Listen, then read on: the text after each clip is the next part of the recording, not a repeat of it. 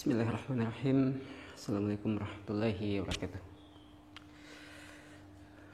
Kita akan membahas sedikit tentang fenomena yang belakangan ini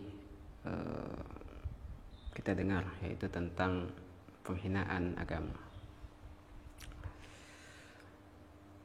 Dalam filsafat ada prinsip yang mengatakan bahwa kita menerima atau menolak sesuatu dengan argumentasi. Jadi mengafirmasi atau menegasi sebuah informasi dengan argumentasi.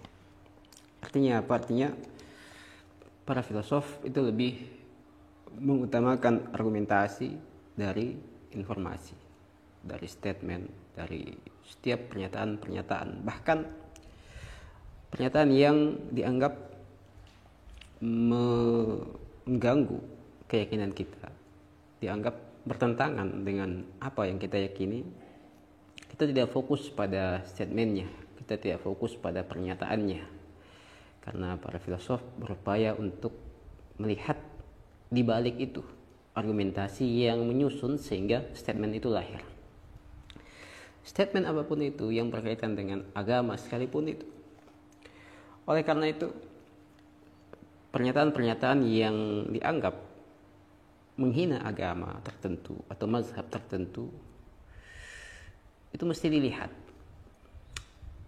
siapa penyampainya, karena nanti dari penyampainya inilah kita bisa tahu apakah statementnya tersebut berbasis pada argumentasi atau tidak. Dari sisi pelaku atau pengucap statement yang dianggap menghina agama, itu kita bisa kategorisasikan dalam tiga kelompok. Kelompok yang pertama adalah kelompok orang awam. Jadi orang awam yang bukan ahli, bukan pakar, bukan pemikir, bukan tokoh, bukan siapa-siapa, tetapi mengucapkan sebuah statement yang dianggap menghina agama lain atau mazhab lain. Kelompok seperti ini cara menyikapinya adalah dengan mendoakannya. Tidak perlu direspon, karena bukan siapa-siapa. Mereka adalah, kalau kita seperti respon Nabi Isa terhadap orang-orang yang menyakitinya, ya Tuhan ampunilah dia, mereka adalah orang-orang yang tidak mengetahui. Itu kelompok yang pertama, kelompok awam yang tidak mesti direspon karena memang awam, dan juga biasanya statementnya tidak akan mempengaruhi orang lain, tidak akan menginfeksi, tidak akan menulari orang lain. Itu kelompok yang pertama. Kelompok yang kedua adalah para pemikir, tokoh, filosof, orang-orang besar. Nah, ketika statement yang dianggap menghina agama atau mazhab tertentu itu disampaikan oleh para pemikir, tokoh-tokoh besar, maka di sini kita harus memperhatikan, melacak apa argumentasinya, basis argumentasi yang melahirkan konklusi itu apa. Jangan sampai memang dia punya pemaknaan tersendiri, punya argumentasi tersendiri, sehingga lahirlah statement tersebut. Pertama tentu harus diketahui apa maksudnya, makna dari yang ingin disampaikannya, apakah secara leksikal atau ada makna lain. Yang kedua adalah basis argumentasinya apa. Biasanya mereka punya argumentasi yang cukup layak untuk dipertimbangkan, untuk dipikirkan.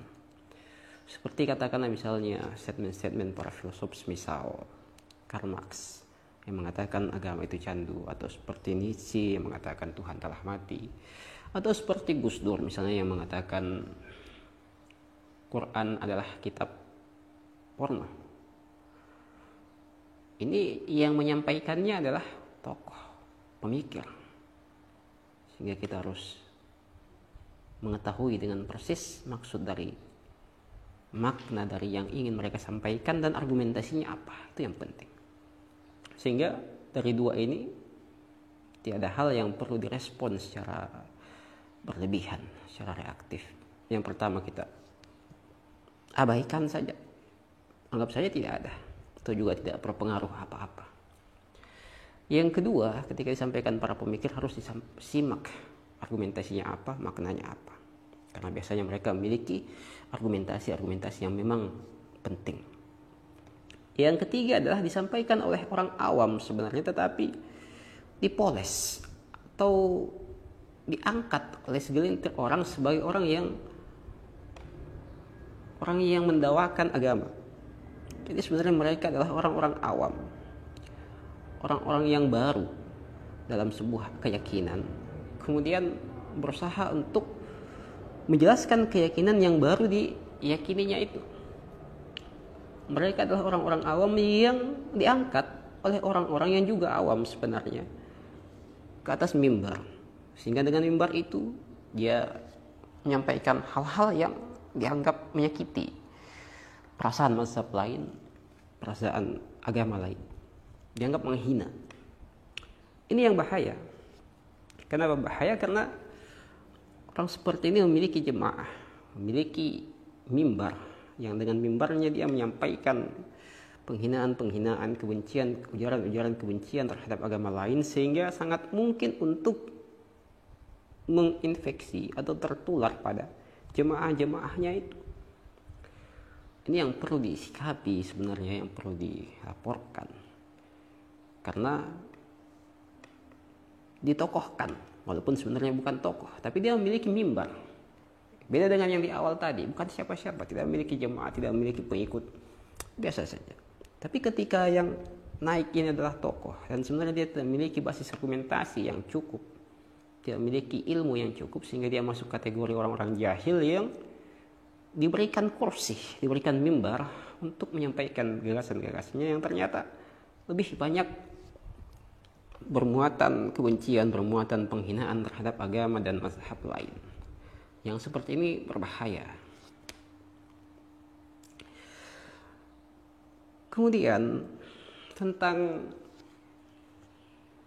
berkaitan dengan itu tadi ada ungkapan dari Ali bin Abi Thalib.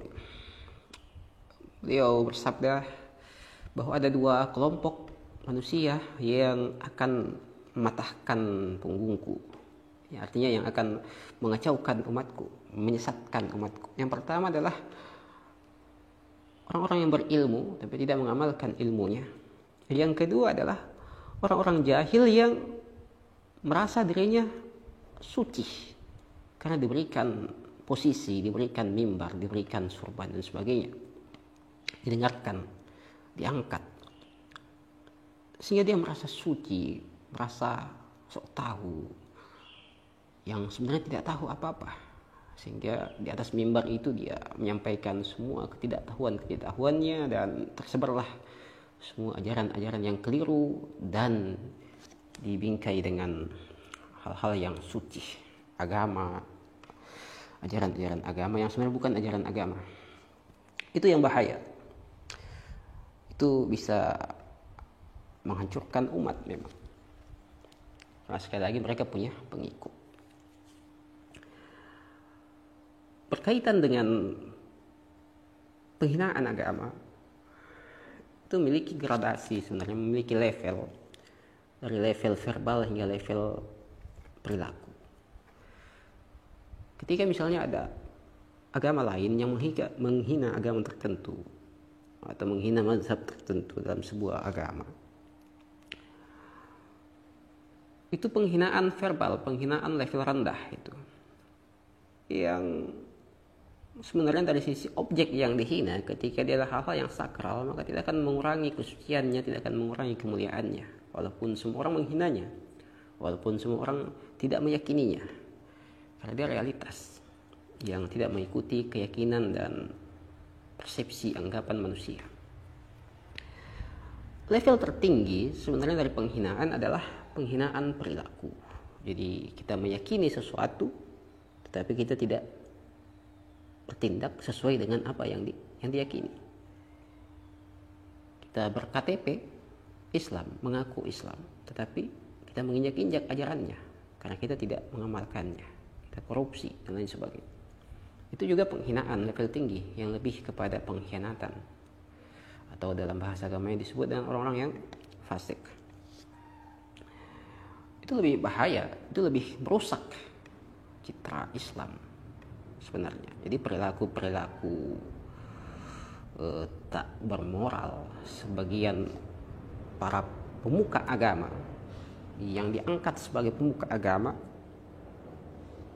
dan yang merasa dirinya sebagai pemuka agama, yang mana besar kemungkinan orang-orang lain melihat atau mengukur agama tertentu dari perilakunya yang ternyata jauh dari sifat-sifat agama yang diyakininya. Itu lebih berbahaya, itu lebih bisa merusak citra Islam ketimbang orang-orang yang menghina Islam secara verbal. Itu orang-orang non muslim misalnya yang menghina Islam secara verbal, itu jauh lebih berbahaya. Makanya tadi saya katakan bahwa orang-orang seperti ini yang lebih utama untuk diproses, untuk diberitahu. Terakhir, walhasil, mengaku sebagai nabi yang ke-26 dan berbagai macam ocehan-ocehannya yang dianggap menghina Islam, itu memang menyakiti umat Islam. Tetapi mengatakan bahwa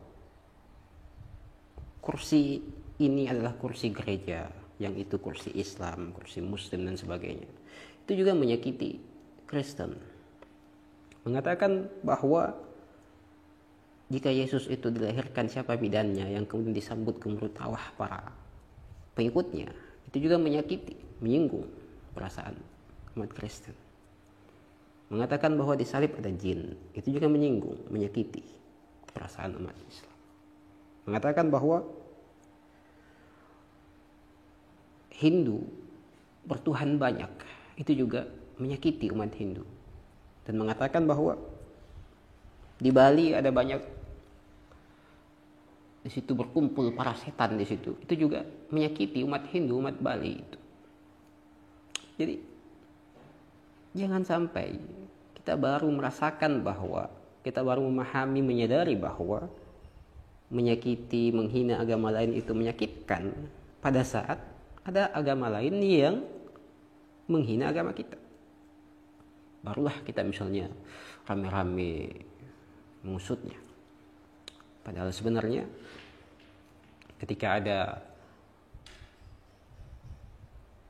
di dalam lingkaran kita sendiri ada yang menghina agama lain, ada yang menghina mazhab lain, maka semestinya kita sendiri yang harus mengusut itu, melaporkannya.